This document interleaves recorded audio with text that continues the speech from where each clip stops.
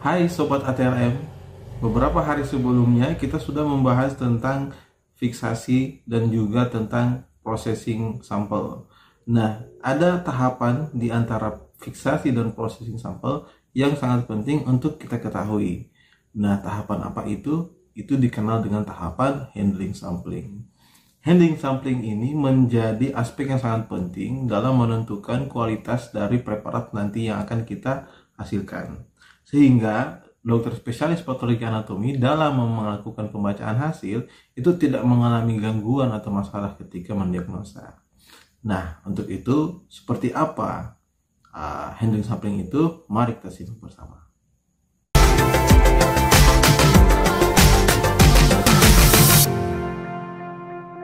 Oke, teman-teman sekalian, perlu diketahui bahwa handling sampling merupakan aspek yang sangat penting dalam melakukan pemeriksaan di laboratorium patologi anatomi.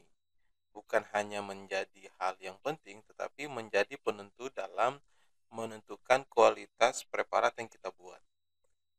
Pada handling sampling itu dibagi menjadi dua hal sebenarnya. Ada handling sampling yang ke arah sitologi, ada juga handling sampling yang ke arah histologi. Jadi seperti diutarakan di video-video sebelumnya bahwa ada dua teknik yang ada di sitohistoteknologi, yakni sitoteknik dan histoteknik. Nah, untuk kali ini kita akan coba membedah secara teori dan aplikatif seperti apa handling sampling untuk sitoteknik. Untuk histoteknik nanti kita akan buat video selanjutnya. Maka dari itu silahkan teman-teman di subscribe channel ini agar tidak ketinggalan informasi kita. Ya, kita mulai. Nah, ini adalah skema handling sampling yang terjadi di laboratorium patologi anatomi. Secara singkat seperti ini, jadi kalau bisa dijelaskan, kita coba menjelaskan tahapannya. Jadi, sampel yang berasal dari manusia itu dilakukan proses pengambilan. Jadi, dengan maksud sampel yang ada pada manusia itu adalah sampel yang merepresentatifkan keadaan dari manusia itu sendiri. Nah, pada proses pengambilan ini akan bervariasi tergantung dari sampel apa yang ingin kita ambil. Ya, contohnya kalau mau ambil sampel darah berarti menggunakan teknik flebotomi. Kalau mau ambil sampel urin itu tidak mungkin menggunakan teknik flebotomi. Itu dia punya teknik tersendiri. Nah, setelah melakukan pengambilan sampel, selanjutnya adalah pewadahan. Jadi sampel itu ditaruh atau diwadah pada tempat-tempat yang sudah memenuhi kriteria sesuai dengan sampel itu sendiri. Contoh misalkan kalau pada darah itu menggunakan tabung vakum, sedangkan kalau pada urin ini dia menggunakan pot urin. Nah, teman-teman sekalian, darah dan urin itu sebenarnya cairan tubuh, ya. Nah, sitologi itu mengkaji tentang cairan, ya. Maka dari itu darah dan urin itu masuk dalam rumpun cairan sitologi, ya. Karena nanti untuk darah sendiri itu yang diamati sel-selnya. Sitologi itu kan sebenarnya mempelajari sel-sel, ya. Nah, darah itu diambil untuk diamati sel-sel darahnya. Begitupun dengan urin itu sedimennya. Kita melakukan pengamatan pada sel-sel sedimen urin, ya. Nah, setelah dilakukan pewadahan, maka akan terpisah menjadi dua jalur. Ya, jalur kiri itu langsung ke preparat, sedangkan jalur kanan itu melalui proses sentrifugasi. Nah, setelah melalui proses sentrifugasi, barulah kemudian dia menuju ke jalur preparat. Nah, di preparat ini adalah berkaitan dengan proses atau teknik pembuatan preparatnya. Setelah dilakukan proses pembuatan preparat, barulah kemudian dilakukan pewarnaan. Nah, pewarnaan ini bergantung lagi terhadap sel apa yang ingin diwarnai. Tetapi pada beberapa sel itu pewarnaannya bisa digunakan pada pewarnaan ini. Contohnya misalkan Papa Nicolau, ya. Dia bisa mewarnai untuk sel-sel yang diambil dari sampel cairan, misalkan seperti cairan pleura, cairan asites, bahkan dengan pap smear sel yang diambil dari vaginal, smear vaginal. Sedangkan untuk darah itu tidak bisa diwarnai dengan Papa Nicolau. Dia harus diwarnai dengan Giemsa. Ya. Nah, dari skema ini ada dua hal yang perlu kita perhatikan, yang memang ini membutuhkan keahlian khusus dan membutuhkan level pengetahuan yang uh, mahir lah, boleh dikatakan seperti itu. Sehingga ATLM itu harus bisa membedakan tuh, oh bahwa kalau seperti ini dia harus pengambilan seperti ini. Nah, apa itu? Itu ada di tahap ini nih, tahap pengambilan sampel, kemudian tahap pembuatan preparat. Nah, pada proses pengambilan sampel itu seperti saya katakan tadi, bahwa itu sangat bergantung dengan sampel apa yang ingin diambil. Khusus sitologi, misalkan kalau sampel darah seperti tadi saya bilang, itu diambil dengan flebotomi. Selain dengan tekniknya, itu juga menggunakan alat yang berbeda. Ya, kalau dia darah pasti mengambilnya dengan spoid. Tapi pada beberapa cairan tertentu, dia menggunakan spoid dan ada tambahan. Contohnya misalkan seperti pengambilan sampel asites, cairan pleura, dan cairan-cairan yang ada dalam tubuh yang sulit untuk diambil dengan spoid biasa.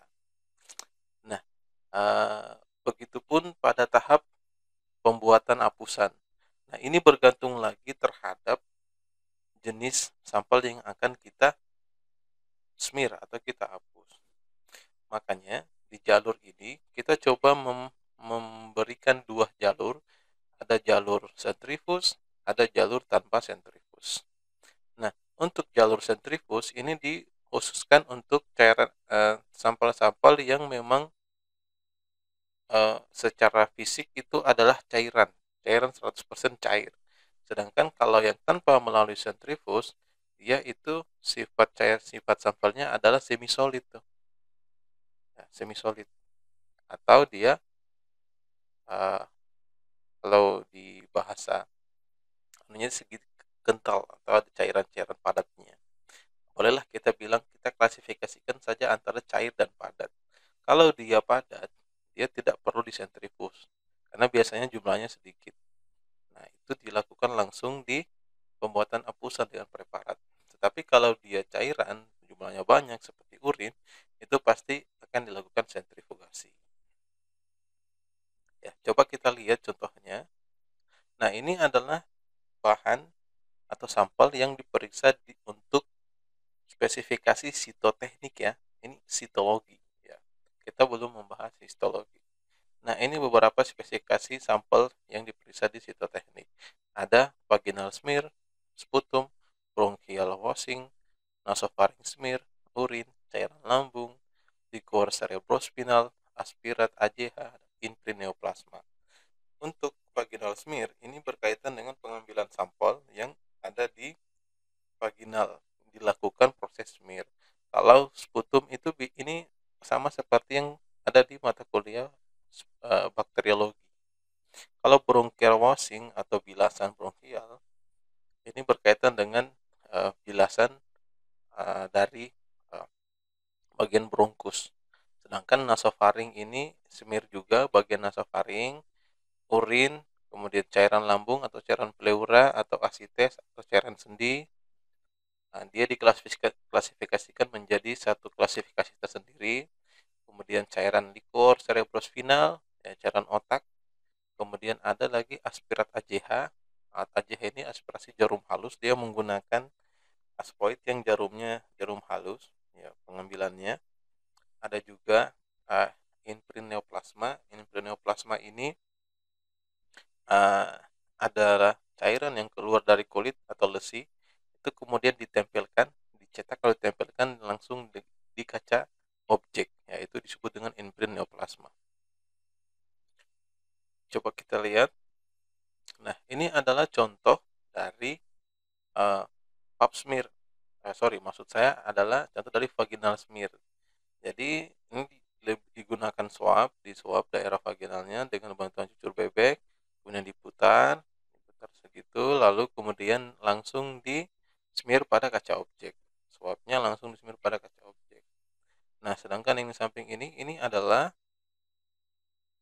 proses pembuatan apusan pada darah, ya.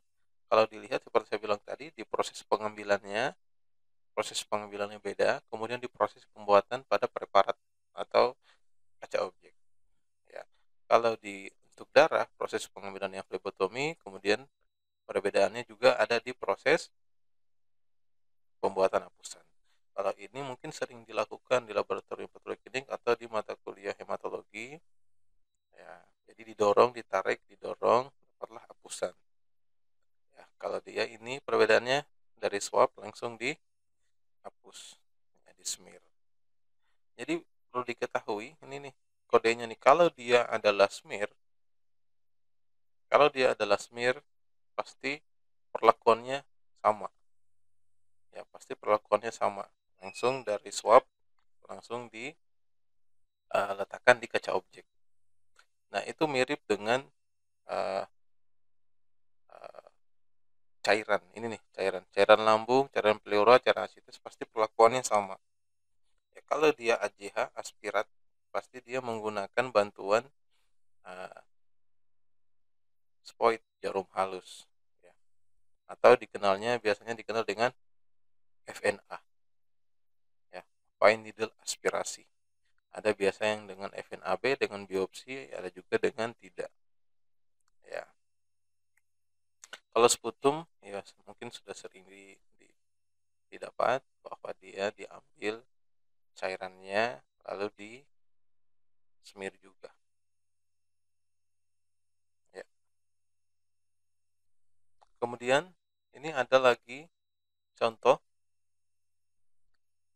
uh, dengan uh, dengan bantuan piston, ya. Jadi piston ini diaspirasi, ini ada benjolan di dalam tubuhnya yang ternyata setelah dilakukan pengamatan observasi, benjolannya itu ada cairan di dalamnya itu.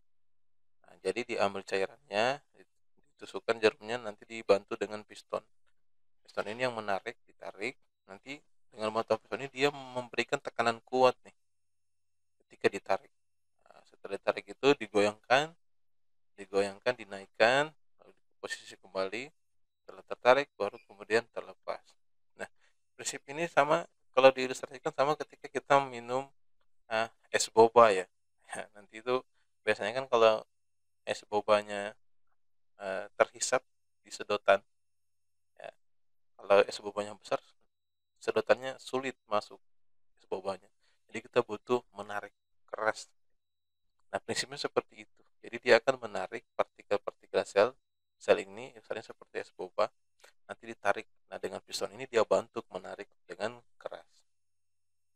Jadi cairannya nanti ini didapatkan bisa saja cairan 100%, bisa juga semi solid atau padat, ya. Jadi setelah diambil lalu kemudian dibuka penutupnya, baru diteteskan, ya, lalu ditarik, ya. Nah, proses pembuatan ini mirip dengan pembuatan GM1, tapi yang perlu diketahui bahwa kalau dia darah, dia itu menggunakan dua kaca objek, ya. Tetapi kaca objek yang satu itu sebagai pendorong nih, ini sebagai pendorong, ini sebagai preparat sampel. Nanti ini didorong ke sana kan seperti tadi. Nah, kalau untuk cairan yang semi solid atau dari cairan pleura, cairan lambung, ya, dia langsung ada dua metode, ada tiga metode, ada tiga teknik. Teknik yang pertama itu misal ini kaca objek diteteskan sampelnya. Teknik pertama itu seperti ini, teteskan, lalu kaca objek yang lainnya itu diletakkan cross menyilang dengan kaca objek sampel. Lalu setelah seperti ini ditekan, baru kemudian ditarik, ya. Teknik yang kedua, kaca objek diletakkan sampelnya, lalu ini kemudian diletakkan secara berlawanan. Ya, diletakkan secara berlawanan. Ini seperti ini, kaca objek yang ini diletakkan secara berlawanan seperti ini, berlawanan tapi searah. Lalu dengan tangan kiri dan tangan kanan dipegang kedua ujungnya ini, lalu ini ditarik ke sana. Setelah merembes semua cairannya, tarik ke sana, kaca objek yang di bawah ini, yang kedua ini ditarik ke sana. Akhirnya nanti dua kaca objek ini ada apusan sampelnya. Nah, teknik ketiga itu gabungan dari metode ini dan metode ini. Ya. Jadi dia teknik ketiga itu kaca objek, sampelnya seperti ini, dibuat cross, lalu nanti yang cross ini kemudian didorong ke sana, ke arah sana, sehingga sejajar menjadi seperti ini. Ya, lalu kemudian ditarik ke sana, tarik ke sana. Ya, seperti itu. Nanti kita akan lihat seperti apa aplikasinya. Cara pembuatan preparatnya. Ya, jadi kita sediakan dua kaca objek yang nantinya akan hasilnya menjadi dua hapusan sampel. Yang kita butuhkan adalah kaca objek atau perlu di garis bawahi bahwa kaca objek ini harus kaca objek baru dan steril dan bersih. Kalau ini kotor, ada pengganggu atau ada sel, nanti sel itu tuh yang teramati. Takutnya nanti salah penilaian. preparat sebanyak 2 buah. Kemudian caranya seperti ini. Objek gelas dipegang, ya, ibu jari dan jari telunjuk memegang preparat, kemudian jari tengah sebagai penyangga. Nah, kemudian preparat yang satunya itu dipegang seperti ini. Jari telunjuknya ada di atas, agak ke ujung, kemudian ditempelkan di tengah preparat. Sambil ditekan sedikit pelan-pelan saja, jangan terlalu keras, nanti takutnya patah. Kemudian diputar seperti ini. Ya, ini menggunakan teknik yang ketiga tadi, penggabungan antara cross dengan sejajar. Ya, jadi setelah dia cross, kemudian dia tarik. Ya, kemudian digeser. Seperti itu. Ya, sampelnya adalah sampel cairan pelura. Nanti kita lihat. Yang pastinya cairan ini sudah mengalami proses sentrifugasi, karena kalau dilihat ini adalah tabung sentrifuge. Ya, jadi sudah ada endapan di bawah dan dia sudah buang beberapa supernatannya. Teteskan 1 tetes sampel cairan pleura.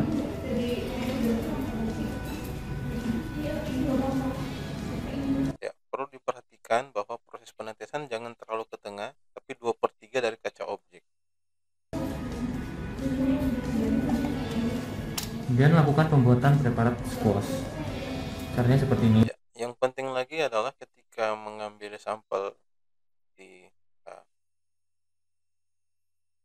tabung sedimen itu, mirip perlakuannya dengan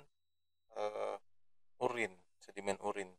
Jadi endapan yang ada di bawah itu jangan langsung diambil, tapi dicampur dulu tuh, dibuat campur dulu endapannya, lalu kemudian dipipet tarik, agar nanti endapan yang terambil itu benar-benar mewakili semua sedimennya.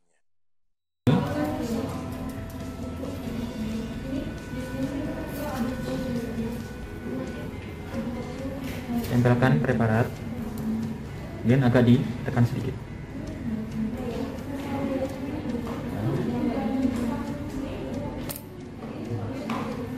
Preparat squash sampel cairan pleura sudah. Ya, jadinya adalah mendapatkan dua kaca objek. Nanti kaca objek ini kemudian yang dilakukan pewarnaan, tetapi sebelum diwarnai harusnya adalah difiksasi dulu. Kita kembali ke video sebelumnya. Jadi preparat squash sampel. Ya, jadi kalau diperhatikan sekilas tidak nampak apusannya, tetapi kalau sudah kering itu nampak bahwa ada apusan yang buram-buram seperti itu di kaca objek. Nah, ini dia sedang mengeringkan dengan bantuan alat nih, alat pemanas, tapi dia tidak tempelkan tuh di hot plate-nya, di plate-nya. Dia atur sedikit jaraknya, nanti hawa-hawa panasnya yang dapatkan. Ini maksudnya untuk mempercepat proses pengeringan. Tetapi lebih baik sebenarnya kita melakukan pengiringan di suhu ruang. Takutnya suhu yang kita bantu dengan pemanasan ini itu kan tidak bisa terkontrol. Takutnya sel-sel yang ada di sampel itu bisa rusak tuh. Ya, jadi langkah lebih bagusnya kita menggunakan pengeringan dengan suhu ruang. Cairan fluor itu tampilannya seperti ini ya. Jadi ada bekas gesekan cairan fluor di sini. Tampak seperti ada selaput putih. Setelah preparat jadi, kemudian dikeringkan ya, bisa dikeringkan menggunakan bantuan hair dryer. Setelah kering, kemudian lakukan fiksasi dengan larutan alkohol 95% selama 10 sampai 15 menit. Setelah difiksasi Ya. Jadi setelah kering lalu difiksasi. Nah, ini dia sudah fiksasi. Nah, teman-teman sekalian, yang penting itu adalah di tahap proses pembuatan, karena kalau pembuatan ini tidak bagus, nanti itu warnanya tidak bagus juga. Ya, hal yang perlu dicatat tadi proses pengeringan. Ya, kalau menggunakan hair dryer atau pemlet yang lain itu kita harus tetap hati-hati karena pengeringan dengan menggunakan panas itu sangat mempengaruhi selnya. Lebih baik kita menggunakan pengeringan dengan menggunakan angin misalkan atau suhu ruang misalkan. Itu lebih menjamin selnya itu tidak rusak. Ya, seperti itu teori aplikatif kita terkait handling sampling di sitologi. Ya, kurang lebih sama dengan sampling yang lain. Ya, untuk lebih jelasnya, teman-teman sekalian bisa menonton video yang berkaitan dengan sitologi, teknik secara lengkapnya, teorinya itu saya munculkan di atas ini ya, nanti dinonton saja. Demikian pembahasan kita, semoga bermanfaat. Assalamualaikum warahmatullahi